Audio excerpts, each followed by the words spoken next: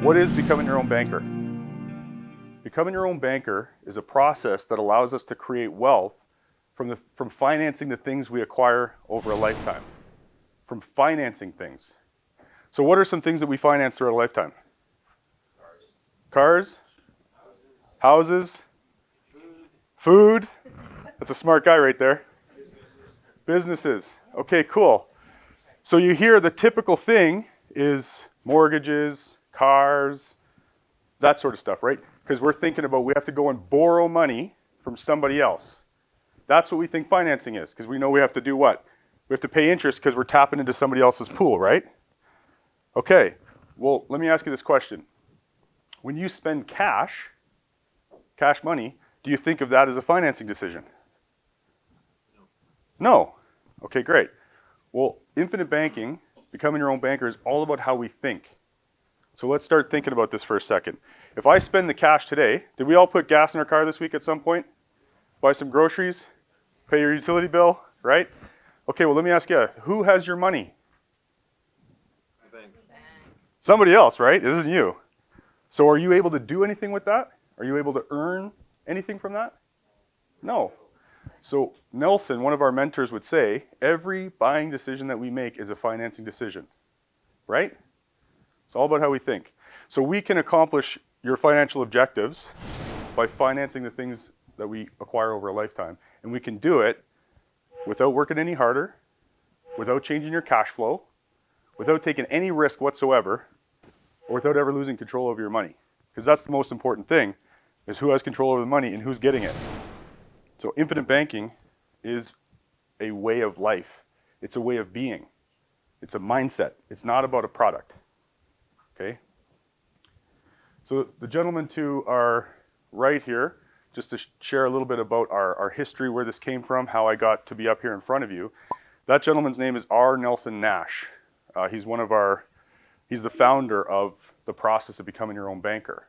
Okay? We lost him, unfortunately, around this time last year. But he wrote this book, Becoming Your Own Banker, Unlocking the Infinite Banking Concept. And one of the things that I'm most attracted to Nelson for is because his story, he discovered this process through his own financial ruin, right? Who's familiar with some crazy stuff happened with mortgage rates and whatnot back in the 1980s? Right, so that's how Nelson discovered this process. He solved his own problem by becoming his own banker. And one of the things that is a part of Nelson's legacy is he created something called the Nelson Nash Institute. That's where we're all members of the Nelson Nash Institute. We all became trained and authorized practitioners from the Nelson Nash Institute. And the reason why Nelson created the Nelson Nash Institute is because it was really important to him that we created congruency amongst advisors, and we maintained integrity in the process of how we taught people. He wanted people to be coached and mentored before they went and started talking to people about the process of becoming their own banker. So one of the things that happens out in the financial world is we're all trying to solve a problem, right? We're all trying to solve a problem that we don't understand the problem. No, sorry. Sarbel's giving me one of these. So we're all trying to solve a common problem. We all have a problem, but the actual problem is that we're trying to solve the problem without understanding the problem. We're trying to find a solution. We don't get the problem yet, right? So we need to start with some fundamentals. I'm going to share a little bit with you about what we're going to talk about here today. Compound interest. Who's heard of compound interest? We've all kind of heard of that throughout our life, right? We have a basic maybe understanding of it, but very few people actually understand how it works, and even less people actually reckon with it, right? Compound interest, if you understand compound interest, when would you ever want your money to stop compounding? Never, right? Because see, money has two values. It has the value of what it can purchase for you today, and then it has the value of what it can earn for you in the future, right? So if you understand future value of money, you never want your money to stop compounding. Is that fair? Okay, great. What about interest rates? Interest rates are pretty important, hey? You know, rate of return on my investments, got to get more money coming in the door, the interest rate I pay on loans, like that, right?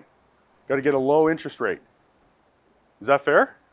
So interest rates, there's a difference between the rate of interest and the volume of interest, the actual amount of interest that we pay.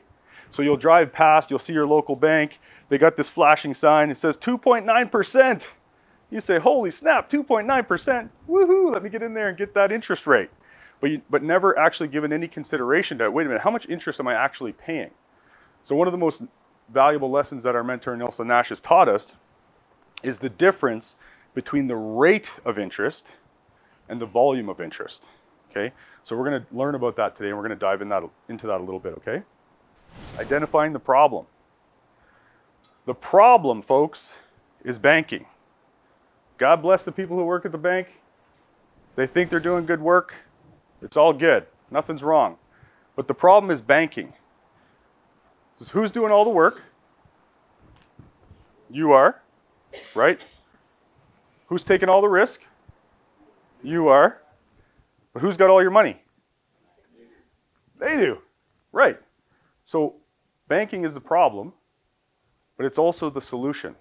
If you are the one who owns and controls the banking function, who gets all the money? Holy snap. Am I oversimplifying this or what? Who heard this term? Cash is king, baby. Give me some cash. Cash is king. Okay, well, I'm going to challenge that a little bit. Cash is not king. Cash flow is king. So whoever has the cash flowing toward them is going to create the wealth. Whoever has the cash flowing away from them, they're going to help create wealth for someone else. Man, you guys already got this. Why'd you even show up? You know what I'm saying? This is amazing. This is going to be easy. Okay, cool. So when you get paid, where does your money land? In the bank account. Okay. So infinite banking is all about thinking. It's all about rethinking your thinking, evaluating your thinking. So this is pretty simple, but let's just think about it for a second. So you get paid, the money lands in your bank, and it sits there until when? Till you spend it on what? Mortgage, car payment, utilities. Right. So again, you're doing all the work, and who's got your money? Somebody else. Here, I got a business opportunity for you guys. Are you ready? Got an investment. Here's what we're going to do. You're going to give all of your money. I'm going to keep it. Not me. I don't want you to paint me as the evil guy. This unknown faceless entity is going to keep it. Okay? They're going to invest your money. They're going to leverage it. They're going to loan it out to other people. They're going to earn all kinds of cash flow from it, build big profits, in fact, billions per quarter for their shareholders. And they're going to share none of it with you. Are you interested? Okay. Yeah, so what if we were unknowingly and unwillingly involved in that business for about 100 years? And people have been trying to control that function since money existed. So it should occur at the you and me level. It's our money, we should control that function. Imagine being able to get back all of the money that's leaving your family today. So think about that for a second. How would that help you financially? Big time, right? Well, if you think that would help you financially, you're in the right room. But if that wouldn't help you financially, Sarblo and I already talked about this. We said we're going to pool our money together and we'll pay for a psychiatric evaluation for all of you. It's all good. No worries. You're going to get value no matter what. Okay? So one of the case studies that we're going to share with you guys today is we're going to share about car financing. Okay, you can use this process for anything. You can use it for anything, but we're going to share about car financing. Has anybody in here ever bought a car before? Raise your hands. Be proud. We've all bought a car. Now, we're going to get a little bit of a workout. We're going to get some blood flow in your shoulders because I want you to keep your hands up. So, keep your hands up if you either A, used cash, B, you financed it, or C, you leased it. That's all the options, isn't it? Okay, cool. You can put your hands down. I'm kidding. Okay, do you have the car still? Or at least you have the car? Okay. Where is your money? And by the way, everyone's looking at me like this. So don't shoot the messenger. I'm here with an opportunity, a solution. You guys are like, I don't like this guy. I don't like this guy at all. So that's the thing, is we're buying cars, we're buying things throughout our life. Did you guys know that The number one reason why Canadians are retiring with not enough money is because of financing cars. Is that madness? You need the car to get the job, to pay for the house, to do the banking. It's crazy. So, if we could show you a way that you could earn back 90 cents on every dollar that you spend financing cars throughout your lifetime, would that be a valuable use of your time today? Great! We are winning. Good stuff. So earlier on, I talked about infinite banking being a lifestyle. So we all have debt, right? Okay, so we have debt. We're paying for it, right? And who's getting the money? The bank. So who owns the debt? Who said that? Okay, so this is great. This is great. So who's getting the money? Who's paying for it? Who owns it? No, the bank owns the debt. He or she who owns the debt has the money flowing toward them. He or she who borrows the debt has the money flowing away from them. So today, you're going to learn how to be both entities. You're going to learn how to be the person who owns the debt so that the money flows toward you. Infinite banking is a process. It's a way of thinking. You could do it with a shoebox. It's just not very efficient. Uninterrupted compounding creates wealth. Uninterrupted compounding. So, does anybody want to play with me? No cheaters, though. Anybody who knows what we're talking about here, you can't cheat. I'm going to volunteer someone. Devin, I want to use you. Is that okay with you? Okay, cool. So here's what we're going to do, Devin. We're going to save 1 penny a day. 1 penny. And every day, the previous balance is going to double. Now, this is just to emphasize, this is a thinking exercise to emphasize the power of compound interest, okay? So let's see, we're saving a penny a day and it's doubling. Are you with me? So we saved 1 penny one day, it doubled to 2, and then we saved another penny. So on day 2, we had how many pennies? 3 pennies. Okay, cool. Oh boy, this savings plan is pretty slow and boring. So we're on day 15, we're halfway through. We don't got a lot of time left, guys. Devin, I got an offer for you. Now remember, this is hypothetical, so don't come send somebody to break my thumbs or anything. I'm gonna offer you $1 million. This is your investment. I wanna buy it. I'm gonna offer you $1 million. Are you interested? Are you taking the money? Do banks know something we don't know, or are they really, really stupid? The house always wins. Right? And if they don't, they throw you in the back alley. All right, well, let's just see how smart you are, sir. Oh, wow, that's picking up steam. Whoa, whoa, whoa, whoa. Holy snap, that's a lot of money. So, you chose right. So by being patient and having uninterrupted compounding, 10.7 million, just with this example after 30 days. But here's the thing, you guys need money, right? What do they tell you to do? Put your money away, forget about it, don't touch it, pretend it doesn't exist. Okay, that's crazy, but you need money, right? So what do? You know, we either borrow it or we, you know what, I'm just gonna carve a little bit of that investment, no big deal. Take out 5 grand, take out 10 grand, it's all good. So let's just say you run into a problem, you're on this great savings plan, and you're like, you know what, I need some cash on day 15. So you withdraw 300 bucks. Okay, what's the impact of interrupting the compounding? So we took out 300 bucks on day 15 and continued the process. So is using cash a financing decision? It cost you $9.5 million in this example. Using cash is a financing decision. You ever heard of, hey, you got to diversify your portfolio. You got to diversify your investments, right? So think about this. We have a diverse debt portfolio. That means we have different debt instruments that we're using, all at different guaranteed interest rates, and someone else is getting the money. So how much are we compounding other people's wealth? A lot. Again, don't shoot the messenger. I love you guys. Okay. So again, What are our people, and I'm not, by the way, I'm not knocking anybody. This is just the narrative that we hear out there, okay? You know, I started in this business 8 years ago, trying to learn about money. I was reading all these books about real estate, all this kind of stuff. I was a victim to it too. Interest rates, man, rates of return. You see 3.9 or whatever it is, and you automatically would think it's a good rate, maybe it's a bad rate, whatever. But let's look at the math and see what happens, okay? We're gonna use a car financing example, and we're gonna do a little bit of participation. Whether you do it in your head, I might use another person if you don't mind. So here's the scenario. Right now, you got $30,000 sitting in a GIC, in a tax-free savings account at your local bank. It's paying you 4%. I don't know which bank or which decade we're talking about here, but, but it's in a savings account, it's paying you 4%, okay? Awesome.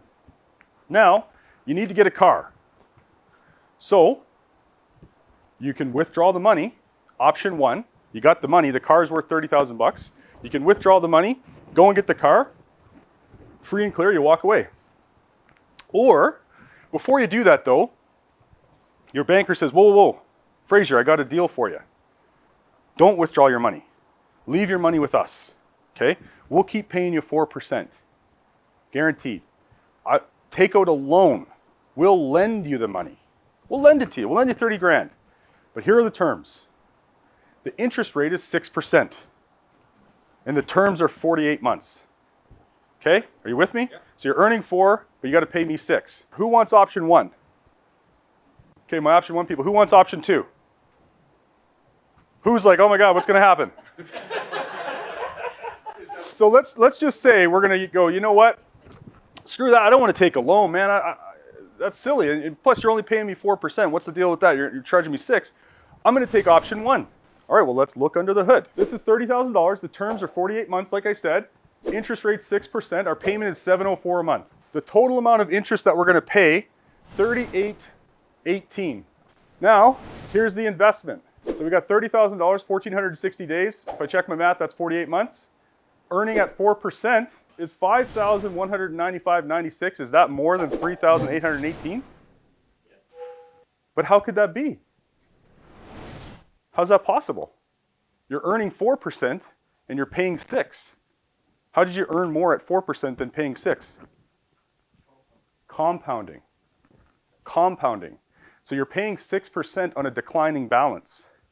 You're earning 4% on an increasing, compounding balance. So sometimes you got to look under the hood and see the math, see what's really going on, right? We're debunking interest rates. Let's do a little bit of analysis. So, option 1, if I would have used the cash, did I get the car? That was my objective, right? So yes. Option 1, did I have to make a payment? No. Who says no? Okay, yeah, okay. Who says no? No payments, right? Who says yes? One big payment. David, do you have something else? Where did your investment go? You want it back. Do you want it back? So you got to put your monthly payment back into that generating investment. Oh, you're going to need a new car, aren't you? That car's not going to last forever. Folks, there's always a payment. You might have a little bit of control over how that payment goes, but how are you going to get, if you're a cash guy, how are you going to get that cash for your next car? You got to start sending that money back to the bank, right? So yes, there is a payment. Option 2, did we get the car? Okay, was there a payment? Yes. Okay. Did you, what does that say? Is there extra money? Yeah, is there extra money compared to option 1? Yes. Which option do you prefer? You want to make money or do you want to get rid of it, right? Awesome. So just changing our thinking. Now, if we go a little bit further, in option 2, now let's pretend we've converted all of you. You took the loan from the bank and you're like, yeah, that makes sense. We took option 2. Now, were you the depositor? The depositor of the money? Yes. Were you the borrower?